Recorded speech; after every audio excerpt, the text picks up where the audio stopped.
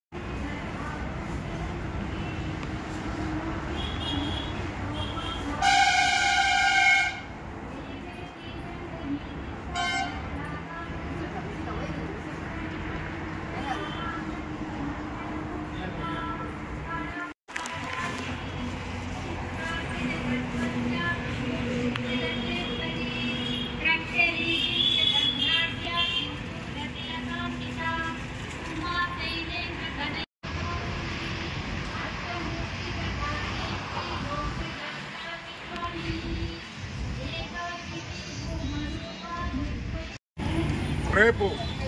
తెలంగాణ తొలి ముఖ్యమంత్రి, అదేవిధంగా తెలంగాణ సాధించిన మహనీయుడు, అదేవిధంగా తెలంగాణ జాతిపితగా ఉన్న పేరుగాంచిన కేసీఆర్ గారి జన్మదిన సందర్భంగా ఈరోజు మెట్టు మైసమ్మకు ప్రత్యేక పూజలు నిర్వహించి వారి జన్మదిన సందర్భంగా 100 ఏండ్లు సుఖ సంతోషాలతోని ఆయు ఆరోగ్యాలతోని జీవించాలని, అదేవిధంగా తెలంగాణ రాష్ట్రానికి మళ్లీ సేవలు అందించేటందుకు తెలంగాణ రాష్ట్ర ముఖ్యమంత్రి మళ్లీ కావాలనే దాని మీద